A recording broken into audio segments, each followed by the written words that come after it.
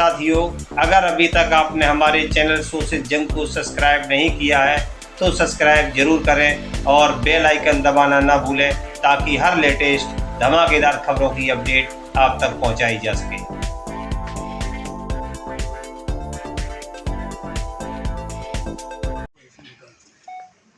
आज की AIMC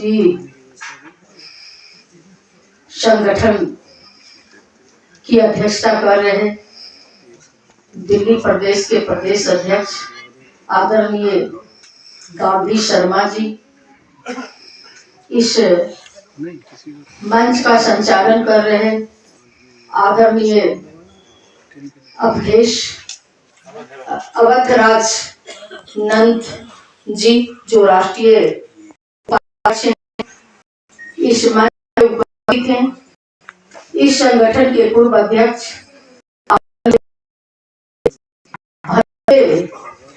धमानंद जी राज, मंच पे उपस्थित आदरणीय रामाशीष शर्मा जी, जो राष्ट्रीय अध्यक्ष हैं। इस मंच पे उपस्थित हैं आदरणीय डॉक्टर GS खजूरिया साहब,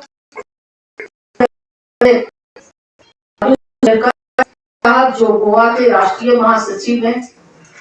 यहाँ पे उपस्थित है हंसराज जी, जो एग्जीक्यूटिव इंजीनियर हैं। आदरणीय हरद्वारी लाल, अच्छा रहेगा नंदवंशी।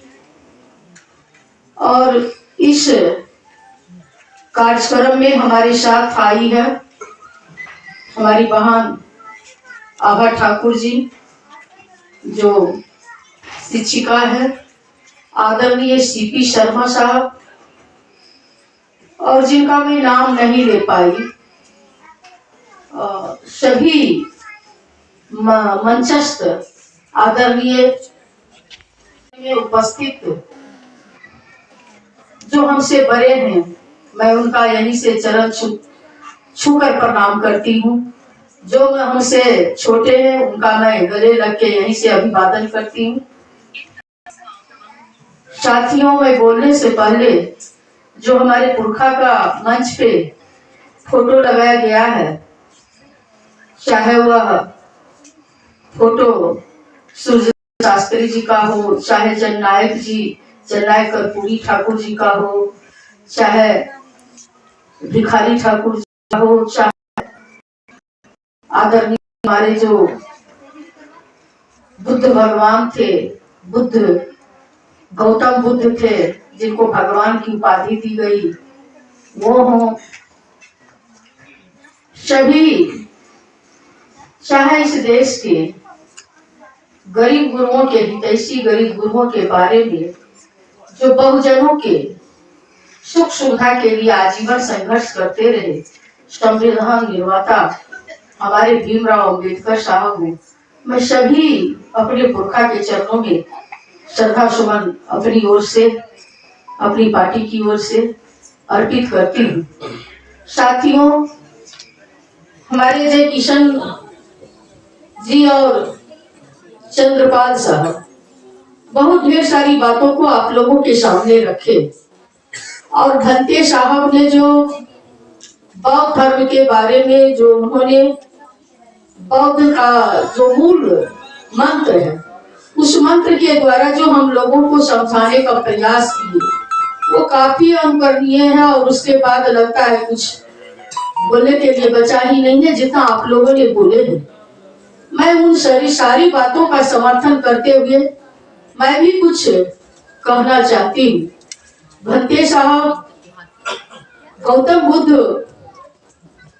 जी जो भगवान के रूप में आए, सारे सुख सुविधा को छोड़ करके, मैं आज के डेट में कहना चाहती हूँ कि आज गौतम को आंखों में आंसू, महावीर हैरान है, इस देश की धरती पर करदम का तूफान है। यहाँ धर्मराज धिक्कारे जाते, शकुनी को सम्मान है, इस देश की धरती पर करदम का तूफान है। तो इस समय जो स्थिति है, जो हकीकत है इस देश का, वह हम बहुजनों के खिलाफ है, जिसकी कल्पना बाबा भीमराव अंबेडकर ने किए, जिसकी कल्पना गौतम बुद्ध ने किए। और बाबा भीमराव अंबेडकर को जो प्रताड़ना मिला, जो छुआछूत का जो व्यवस्था उस समय थी, जो उनको सामना करना पड़ा, जिसके वजह से उनको लगा कि जिस हिंदू की बात करते हैं, अगर हिंदू से हिंदू छुआता हो, अपने से ऊंचे लोग नीचे वाले से छुआता हो, तो ऐसे धर्म में रह करके मैं क्या करूंगा। इसीलिए उनको बुद्धम शरणम गच्छामि होना पड़ा। अगर उनके साथ ये दुर्व्यवहार नहीं होता तो शायद नहीं होती। और देश आजादी के बाद जान के आश्चर्य होगा कि देश आजादी के बाद जब महात्मा गांधी ने बोले कि हरि को भजे सो हरिजन होई, छुआछूत मंदिर और मस्जिद सबके लिए खुला रहेगा, तो उनको भी अपनी जान गंवानी पड़ी। तो बहुजनों की बात आज के डेट में भारत की धरती पर जो भी लोग करेंगे, यहाँ बहुत सारे पार्टियों के लोग आए होंगे, ये पार्टी फीलिंग की बात नहीं है, लेकिन अगर अपने आप में आप टटोलेंगे तो लगेगा कि मेरी पढ़ाई लिखाई, मैं जो कुछ करना चाहता हूँ या चाहती हूँ, तो ये समाज का वर्चस्व आज भी उतना ही है जितना कल था। बशर्ते कि आज चूंकि मैं बिहार से आती हूँ और बिहार की धरती, तो मैं उस धरती से आती हूँ। मेरा जन्म दुर्भाग्य कहिए ऐसे गांव में हुआ जहां बहुत बड़े सामंतशाहियों की वो धरती है, जहां भोला सिंह जैसे लोग एमपी हुआ करते थे, जिनके आगे में हम लोग के बाप दादा को सामने से जूता पहन के या अच्छा कपड़ा पहन के गुजरने की ताकत नहीं थी। कोई भी बेटा बेटी का शादी ब्याह करने के लिए अगर जाता कहीं, तो उनको मैल कुचैल कपड़ा पहन के गांव से, जो गांव भर में पहनता है, निकलना पड़ता था। और कई गांव को जब बाहर चले जाते थे तो बहियार में जाकर के मैल कुचैल कपड़ा को झोला में रख के, हो सकता है उस समय अटैची और वीआईपी नहीं होगा, झोला में रख करके उस गांव जाते थे। और जब आते थे तो गांव से पहले ही खोल करके तब उस गांव में आते थे। मैं उस गांव, उस बेगूसराय की धरती से, उस गांव में जन्म ली। क्या समझते हैं, उर्मिला ठाकुर एक दिन में पहुंच गई। काफी संघर्षों का सामना करना पड़ा। अगर जननायक कर्पूरी ठाकुर नहीं होती तो शायद ये उर्मिला ठाकुर नहीं होती। जननायक कर्पूरी ठाकुर हमारे गांव में भाषण देने के लिए गई, वे क्लास 4 में पढ़ रही थी। भाषण सुनाया, एक कविता सुनाई, जिस तरह से लड़की अभी सुनाई उसी तरह से मैं भी सुनाई थी। ठाकुर की बेटी थी, पिताजी का 5 बेटा बेटी में एक मैं ही बची थी। लड़का के तरह ही रखते थे, आज भी मेरा ड्रेस वही रह गया। उन्होंने बेटा के तरह ही रखे और बहुत बोल्ड रखे कि कोई भी अगर हमें मारता तो शायद मैं पीछे नहीं रहती। चूंकि वो धरती का ही वैसा डिमांड है कि वहां अगर भारत में अगर पाकिस्तान और चाइना कहे कि मेरे पास हाइड्रोजन बम है, तो इधर से परमाणु बम दिखाना भारत की मजबूरी है। उसी तरह से बेगूसराय की धरती पर भी अगर जीना है तो आपको उस लेवल में जीना पड़ेगा, तभी आप वहां रह सकते हैं। तो उस समय उन्होंने बहुत बड़ा कहानी है, लेकिन उन्हीं के कृपा से जब मैं मैट्रिक कर गई तो बाद में चूंकि गरीब घर में जन्म लेने के कारण मैं टीचर्स ट्रेनिंग में चली गई। फिर वहां से पॉलिटेक्निक में भी हो गया, साइंस कॉलेज में 10वां पोजीशन था। उनके ही कृपा से उन्होंने ही मेरा इंजीनियरिंग कॉलेज में एडमिशन कराया। कई प्रकार का मुख्यमंत्री स्टाइपेंड, मेधा स्टाइपेंड, गरीबी छात्रवृत्ति, कई तरह के स्टाइपेंड। आज अगर जननायक जी जिंदा होते तो शायद रामनाथ नहीं होते, उर्मिला ठाकुर होती। ये उनका शिक्षा। और मैं जिस जननायक जी का चरण छू के यहाँ तक आई हूँ, मैं जननायक तो बन नहीं सकती। वो देव मतलब मानव के रूप में देव पैदा लिए थे, वो तो नहीं बन सकती। लेकिन उनके राह पर मैं सोचती हूँ कि 10 कदम चल लेंगे तो शायद उनका जो सोच था मेरे प्रति, वो मेरा भी जीवन सार्थक हो जाएगा। इंसान को इस धरती पर रहना नहीं है, आया है सो जाएगा राजा रंग फकीर। हमेशा उच्च सादा जीवन, उच्च विचार के तहत आपको संघर्ष करना होगा, तभी हम मुकाम पे जा सकते हैं। मैं सिर्फ इतना कहना चाहती हूँ कि गौतम बुद्ध कभी हमारे पुरखा जो सम्राट अशोक इस देश का चक्रवर्ती राजा हुए, महापद्नंद महाराज जी इस देश का चक्रवर्ती राजा हुए, और उन लोगों के द्वारा जो देश और दुनिया में पैगाम दिया गया, चाहे वो चीन हो, चाहे जापान हो, चाहे वह श्रीलंका हो, चाहे बर्मा हो, सभी जगह उन्होंने जो बौद्ध धर्म का प्रचार करवाने का जो काम किए, आज भी जान के आश्चर्य होगा। दूसरे देश का बौद्ध भिक्षु भारत के तरफ पैर करके नहीं सोता है, और वो अगर ईसाई है तो अपने गॉड से प्रे करता है कि मेरा जन्म भारत में दीजिएगा। अगर वह हिंदू है तो भगवान से प्रार्थना करता है मेरा जन्म भारत में दीजिएगा। अगर वह मुस्लिम है तो अल्लाह ताला से गुजारिश करता है कि मेरा जन्म भारत में दीजिएगा, और उससे भी ज्यादा खुश है तो मेरा जन्म बिहार में दीजिएगा, और बहुत ज्यादा अगर पुणात्मा है तो कहता है मेरा जन्म गया में दीजिएगा, जहां गौतम बुद्ध को ज्ञान मिला। लेकिन आज हमारे देश का ये हालात है कि जैसे कुछ प्रजाति जो विलुप्त हो गया है जानवरों में, कहता इसको सेव करके रखो चिड़ियाघर में, इसका प्रजनन शक्ति कैसे बढ़ेगा और संख्या कैसे बढ़ेगा, उस दिशा में काम करें। उसी तरह से आज अगर कोई व्यक्ति लोगों को देश में धर्म के नाम पर, जाति के नाम पर, संगठन के नाम पर इतना ठगा गया है कि विश्वास ही नहीं हो रहा है, नेतागिरी के नाम पर। आज से 30 साल 40 साल पहले अगर कोई बड़े बुजुर्ग अगर देखते थे कि किसी नेता का फोटो निकला है तो वो अपने बेटा और बेटी को कहते थे कि इसको संभाल के रखो, सुभाष चंद्र बोस का फोटो निकला है। लेकिन आज अगर किसी नेता का फोटो निकलता है तो एक चाय पीने वाला भी उसके मुंह पर कप मारता है कि देश को बर्बाद कर दिया। ये सच्चाई है, ये हकीकत है, ये घटता हुआ जो क्रेज है। ये कहा गया कि इसको कोई काम धंधा नहीं है, ये नेतागिरी करता है। मैं चंद्रपाल जी से कहना चाहती हूँ कि चंद्रपाल साहब या तो बहुत अमीर आदमी कर सकता है या बहुत भिखारी कर सकता है, जिसे दुनिया से कोई लेना देना नहीं है, फकीर है, कबरा खरा बाजार में ले लू काठी हाथ, अपना घर गुजारिए तो चलिए कबरा के साथ। तो ऐसे लोग राजनीति कर सकते हैं।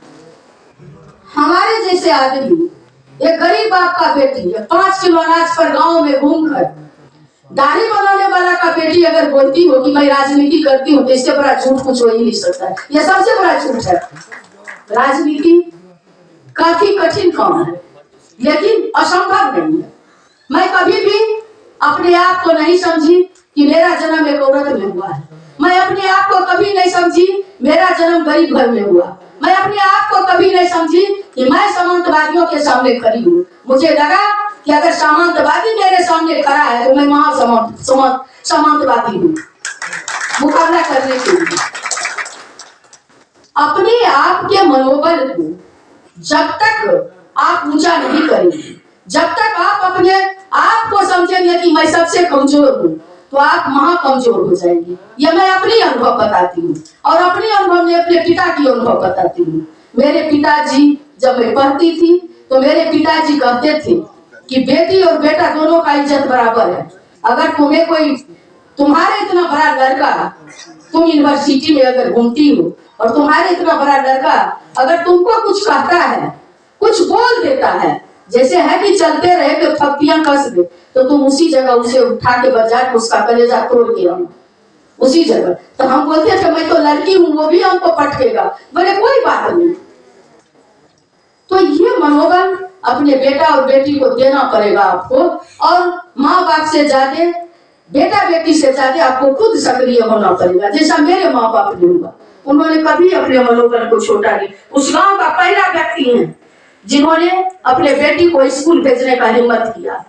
और सारे लोग, चंद्रपाल साहब को मैं बीच में भटक गई, कह रही थी कि अगर नेतागिरी लोग करे तो इसको कोई काम धंधा नहीं है। अगर वो बन जाए तो जिसका आप कोई नहीं लगेंगे वो उससे भी लग जाएंगे। यही दुनिया का हकीकत है, ये सच्चाई है। जननायक जी को जितना प्रताड़ित होना पड़ा, शायद हमें नहीं लगता है कि किसी नेता को उतनी प्रताड़ना झेलना पड़ा।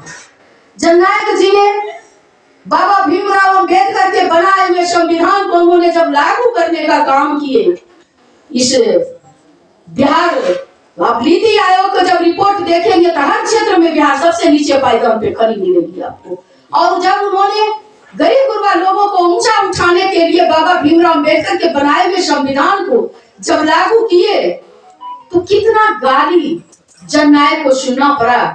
लोग कहता था वो सामंतवादी जो शोषण किया था समाज का, वो कहता था कि कर्पूरी कर्पूरा छोड़ गद्दी धरस पूरा। ये आरक्षण कहां से आई? जनता का गाली देता था, माँ की गोद सुनी है कर्पूरी ठाकुर खूनी है। हमारे जननायक को खूनी तक का भी लोगों ने कहने से नहीं नवाजा। जननायक हमेशा, चूंकि मैं अति पिछड़ा समाज से आती हूँ, उन्होंने ही बनाए थे बैकवर्ड और फॉरवर्ड।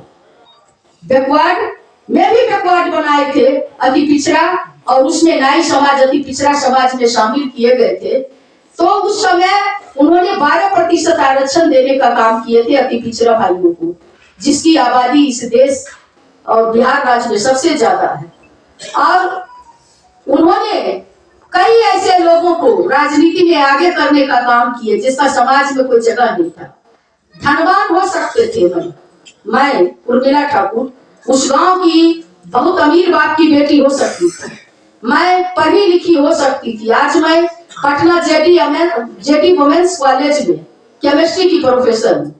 मैं बहुत अमीर बाप की बेटी हो सकती थी, पढ़ी लिखी हो सकती थी, लेकिन 90 से पहले अगर 90 में बाबू लालू प्रसाद यादव का बिहार की धरती पर उदय नहीं होता तो ये उर्मिला ठाकुर आपके सामने कुर्ता पहन के भाषण नहीं दे रही थी। यह मानसिक आजादी बाबू लालू प्रसाद ने देने का काम किया।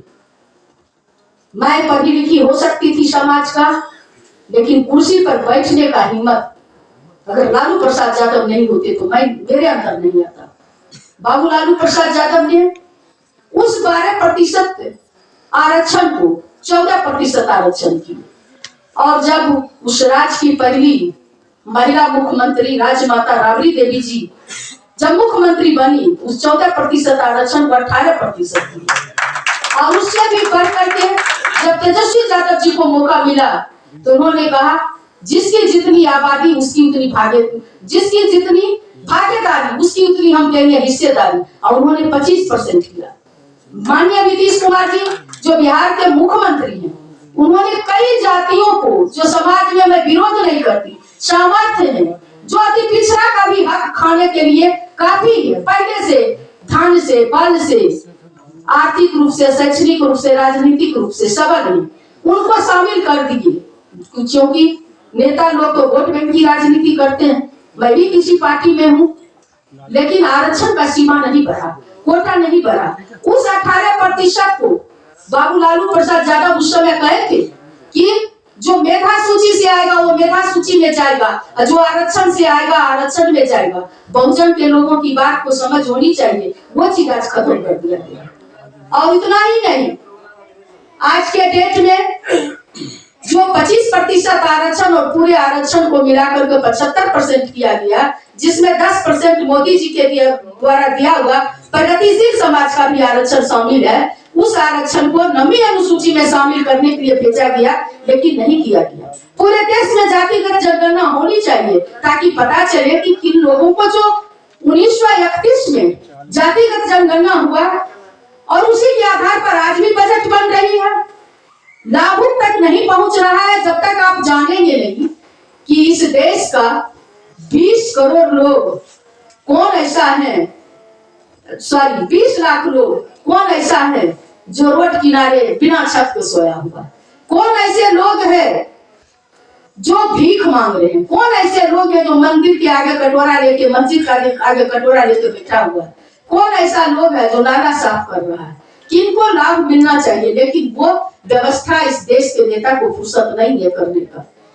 और जो आरक्षण की व्यवस्था है इस देश में, जो महिला आरक्षण की बात जहां तक कहा गया है कि हमारे चंद्रपाल साहब कह रहे थे कि डॉक्टर लोहिया ने कहे कि सभी वर्ग की महिला को आरक्षण मिलना चाहिए। वास्तव में जिस देश की जो देश ज्यादा प्रगतिशील है, विकसित है, वो देश में महिला को शायद कम आरक्षण भी दे तो काम चलेगा, लेकिन जो देश विकासशील है वहां तो सब महिला पिछड़ी हुई है। कहीं अगर बड़े घर की है वहां बड़ा शोषण है, बड़े ढंग का संघर्ष है, जो छोटे घर की है वो छोटे ढंग का संघर्ष है, लेकिन संघर्ष हर जगह में जो महिला आरक्षण भी, लेकिन चूंकि मैं एक महिला बहुजन समाज की एक बेटी होने के नाते मैं मांग तो कर सकती हूँ कि आपने जो आरक्षण देने का जो बात की है वो आरक्षण शायद 2029 के भी चुनाव में पार्लियामेंट में मिलेगा कि मिलेगा। हमें तो लगता है 2039 के भी पार्लियामेंट चुनाव में शायद नहीं मिले। लेकिन उस आरक्षण से, जिस आरक्षण में यह तय किया गया नहीं हो कि SC ST की महिला को कितना मिलेगा, पिछड़ा वर्ग की महिला को कितना मिलेगा और सामान्य वर्ग अल्पसंख्यक महिला को कितना मिलेगा और सामान्य वर्ग की महिला को कितना मिलेगा, अगर आपने ऐसा तय नहीं किया है तो मैं इस देश के प्रधानमंत्री से मैं मांग करना चाहती हूँ कि माननीय महोदय, आपने अगर ऐसा आरक्षण तय नहीं किया है तो उस आरक्षण के तहत बिरला, टाटा, डालमिया, बजाज, मोदी, गोयनका, अडानी, अंबानी की बहू बेटी जाएगी। उस आरक्षण के तहत हेमा मालिनी, कंगना रनौत और नीता अंबानी जैसे लोग जाएगी, दाढ़ी बनाने वाली उर्मिला ठाकुर जैसे लोग नहीं पहुंचेगी। इसलिए बाबा भीमराव अम्बेडकर ने जो आरक्षण दिए, उस आरक्षण का जो कल्पना है, आरक्षण चंद्र साहब हम लोग से कोसों दूर, जिस समाज से मैं आती हूँ उस समाज की बेटी के लिए शायद वो आरक्षण नहीं है। मैं उस आरक्षण का विरोध करती हूँ। मैं कहना चाहती हूँ आप लोगों को कि अभी जो समाज है, सामाजिक रूप से, शैक्षणिक रूप से, आर्थिक रूप से भी सबल हो जाएंगे, लेकिन अगर राजनीतिक रूप से अगर हम सबल नहीं होते हैं तो बाबा भीमराव अम्बेडकर का बनाया हुआ जो संविधान है वो सारा बेकार है। वो किताब लिए रहते हैं और ऐसे करके दिखा रहे हैं, एक हाथ से किताब है, दूसरे हाथ से वो दिखा रहे हैं कि भाइयों, देशवासियों, बहुजन के लोगों, पढ़ो लिखो, संगठित हो और संघर्ष करो और उस सदन में जाओ जहां माँ के पेट में पलने वाले बच्चों की तकदीर लिखी जाती है। जब तक हमारे लोग उस लोकसभा में, उस राज्यसभा में, उस विधानसभा में, विधान परिषद में अगर नहीं पहुंचेंगे तब तक हमारे लिए वो कानून नहीं है। कानून की बात तो उनके लिए है जो सत्ता से बाहर भी रहेंगे, आज तक शासन किए और कल भी करेंगे, लेकिन वहां हमारे लोग अगर पहुंचेंगे तो उस कानून का कानून होना चाहिए, ना कि कानून के आड़ में रह करके हमें जो है लॉलीपॉप दिखा करके पूरा सत्ता का सुख भोग मलाई काटने का काम वो लोग करेंगे जो आज तक करते आ रहे हैं। इसके लिए आप जानते हैं कि हम नाई समाज के लोग, हमारे जो पुरखा रहे, हमारे जो बाप दादा रहे, उनको अंग्रेजों ने ठगने का काम किया। जिस जाति के लोगों ने चोरी करने का काम करता था, जिस जाति के लोगों ने सिंगाठी करके घर में होल करके जा करके रात में चोरी करता था, अंग्रेजों ने सोचा अगर इसी को चौकीदार बना दे तो शायद चोरी रुक जाएगा और उसे आरक्षण मिला, वो चौकीदार हो गया। लेकिन हमारे बाप दादा पुरखा चिट्ठी पहुंचाते रहे, इस घर से उस घर, उस गांव से उस गांव, लेकिन हमें पोस्ट ऑफिस में, डाक विभाग में कोई आरक्षण नहीं मिला। आरक्षण तो हमें मिलना चाहिए था, नाई समाज को मिलना चाहिए था, उसने भी हमें ठगने का काम किया। मैं जय किशन जी और हमारे बैठे हुए जो राष्ट्रीय अध्यक्ष उनसे और चंद्रपाल जी और आप तमाम लोगों से मैं बताना चाहती हूँ कि मैंने मांग की हूँ, मैंने आदरणीय जिस देश का सबसे युवा और प्रभावशाली नेता जिन्होंने जातिगत गणना करवाने का बिहार में काम किए, तेजस्वी प्रसाद यादव जी, जिन्होंने हमें आरक्षण बढ़ाने का काम किए, जिन्होंने हमें हक देने का काम किए, उनको, उनके द्वारा मैं कहना चाहती हूँ कि मैं कही हूँ कि जिस तरह से और आयोग का गठन है सर, अगर आपकी सरकार आती है तो हमारे केस कला आयोग का भी गठन होना चाहिए और बिहार में केस कला आयोग हमारा अलग होना चाहिए, जहाँ सिर्फ और सिर्फ नाई समाज के लोग जाएंगे, बैठेंगे, अपने हक की बात करेंगे। हमारा क्या है, हम लोगों ने कई गालियां हमारे बाप दादा पुरखा के समय से लेके हम लोग के टाइम में गालियां सुनने का काम किए। ठाकुर की बहु बेटियों को शादी विवाह में गाली दिया जाता था, हम लोगों ने काफी संघर्ष करने का काम किया। जननायक जी को भारत रत्न मिले, पटना से लेकर के कर्पूरी ग्राम, मैं उस कॉलेज में 12 साल प्रोफेसर रही। जननायक जी के पितुंजिया जो गांव था, बाबू लालू प्रसाद यादव ने उस पितुंजिया गांव को कर्पूरी ग्राउंड करने का काम किया। वो राजपूतों का गांव है और बहुत विरोध हुआ, उसके बावजूद भी हो रहा। उसके बाद हम लोगों ने पैदल चल के पटना से वहां तक गए कि भारत रत्न मिली। और यहाँ पर भी आए थे कई लोग, होंगे चंद्रपाल साहब और गांधी फाउंडेशन में भी हमारी मीटिंग हुई थी कि भारत रत्न मिले। जंतर मंतर पर धरना देने का काम किए थे, राष्ट्रपति से मिलने का काम किए थे कि जननायक किसी को मिले। और युवा नेता जो बिहार के भावी मुख्यमंत्री है तेजस्वी प्रसाद यादव जी ने, उन्होंने कहे जब नए भवन का निर्माण हुआ विधानसभा का और देश का प्रधानमंत्री नरेंद्र मोदी जी गए तो उन्होंने पहला बात रखे कि इस राज्य का जो गुदरी के लाल हैं जननायक जी, उनको भारत रत्न दिया जाए। उसके बाद ही पूरे देश ने देखा और जी और तेजस्वी प्रसाद जी ने मांग की और राष्ट्रीय जनता दल के हर मैनिफेस्टो में जब भी उनका जयंती और पुण्यतिथि होती है, हर ये में रहता है कि जननायक कर्पूरी ठाकुर को चुनावी मैनिफेस्टो में शब्द रहा कि जननायक कर्पूरी ठाकुर को भारत रत्न मिले। मैं राष्ट्रीय जनता दल में इसलिए नहीं हूँ कि मुझे एमएलसी बना दिया गया, मैं राष्ट्रीय जनता दल में इसलिए हूँ कि राजनीतिक भागीदारी बाबू लालू प्रसाद ने देने का काम किए। पहला सुपौल से लखन ठाकुर को विधायक बनाए, उसके बाद जननायक जी के मरने के बाद रामनाथ ठाकुर जी को आंसू पोंछ के लाए और एमएलसी बनाए, कुटीर उद्योग मंत्री बनाए। उसके बाद आजाद गांधी को एमएलसी बनाए, हमारे उर्मिला ठाकुर को आप देख ही रहे एमएलसी बनाए। इतना ही नहीं, हमारे तेजस्वी प्रसाद यादव जी जो तारकेश्वर ठाकुर है कटिहार के, उनको अति पिछड़ा आयोग का जो 17 महीना की सरकार थी, उस सरकार में आयोग का मेंबर बनाए। उससे भी ऊपर कि आज जो हमें बोलने की ताकत मिली है, आज जो मुझे मुकाबला करने का शक्ति मिला है, यह बाबू लालू प्रसाद यादव का देन है जिन्होंने मानसिक आजादी देने का काम किए। इसलिए मैं उनका ऋणी हूँ और जब तक बचेंगे हम उनका ऋणी रहेंगे।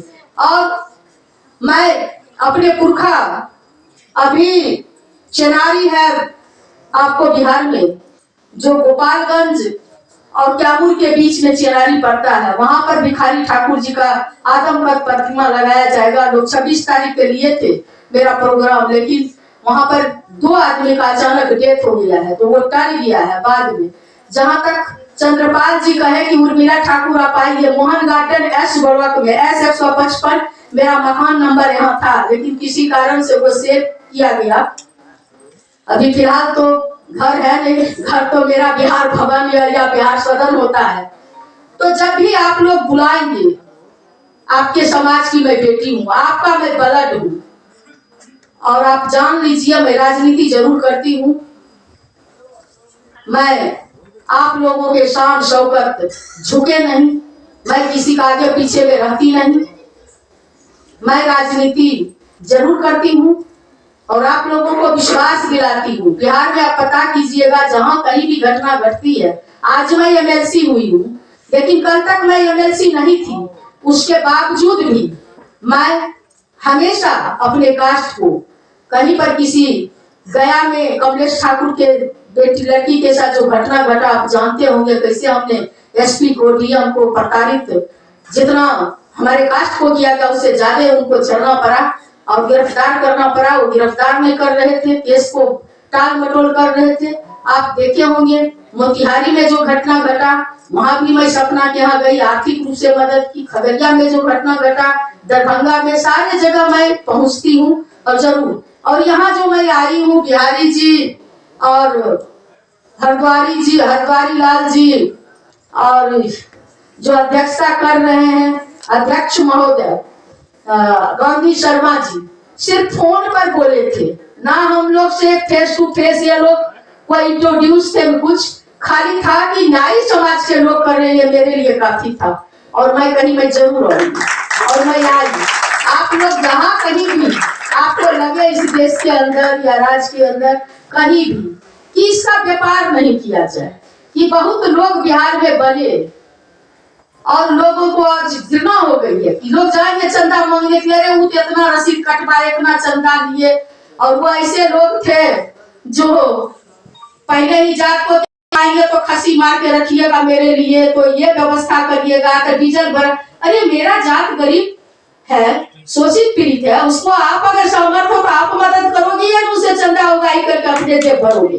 तो इस तरह का नेतागिरी अगर करोगे तो जात कैसे आप जात को ऊंचा करना चाहते हो? अगर जात को ऊंचा करना चाहते हो तो जो पर डे कमाते हैं, सैलून है और है, 2-4-10 आदमी मिल करके खाता खुलवाइए, अध्यक्ष सचिव कोषाध्यक्ष बनिए, और जिस तरह से मरवाड़ी समाज में रखा जाता है रखिए।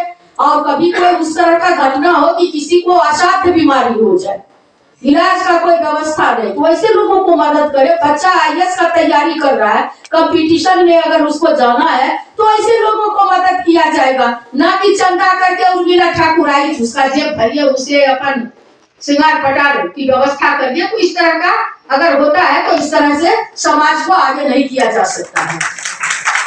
मैं और एक चीज कहना चाहती हूँ, शिक्षा, अगर हम शिक्षित नहीं है तो कुछ नहीं है।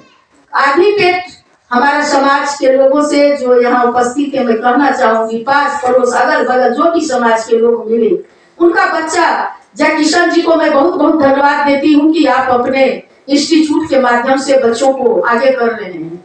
हमारी भी कहीं जरूरत पड़े तो आप बोलिएगा, और हमें पता चला तो हम भी आपको सहयोग करवाएंगे, उन लोगों को आपके पास भेजने का काम करेंगे। सब लोगों को मैं ये कहना चाहती हूँ कि पढ़ाई से आप समझौता मत करिए, आधा पेट खाइए, अच्छा कपड़ा नहीं भी मिले चलेगा, ठंड भी लगे तो चलेगा, लेकिन पढ़ाई अगर हमारा बच्चा नहीं कर रहे तो वो नहीं चलेगा।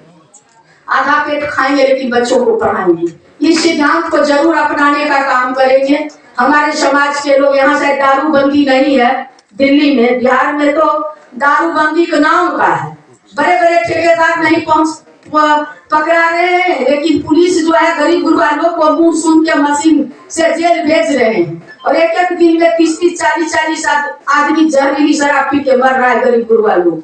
इतना ही नहीं, गरीब गुरबा जो पुलिस व्यवस्था है वो मुंह सुन के पट्टी वसूलने में लगा रहता है। तो हम ये कहना चाहेंगे अपने समाज के लोगों से कि बहुत लोग दिन भर कमाते हैं, आधा ही उसको जो है नशा में खत्म कर देते हैं, चाहे जिस तरह की नशा करें। तो नशा पर ध्यान कम दीजिए, नशा हमारे सेहत के लिए अच्छा नहीं है, वो आर्थिक, मानसिक और शारीरिक सब चीजों से हमारी क्षति होती है। तब तक दिन से पहले खुदा बंदे से खुद पूछे, बताते भी रह जाते हैं। तो इन चीजों को ध्यान में रखते हुए पूरे जोश और खरोश के साथ, पूरे ताकत के साथ, एकजुटता के साथ, एकजुट और एक मुश्त, जिधर भी हम जाएंगे सारे लोग, एक जो नेता होंगे हमारे कास्ट का दिल्ली का, और जो है व्हिप जारी करेंगे कि हम सारे लोग उधर ही वोट करेंगे जिधर नेता का ये होगा। तो उधर आप अगर एकजुट और एक मुश्त रहेंगे, ये बताने का काम करेंगे हमारी आबादी इतनी है, हमें हिस्सा चाहिए, तो निश्चित रूप से मिलेगा, और उस क्रांति में जो सहयोग होगी निश्चित रूप से हम भी करेंगे।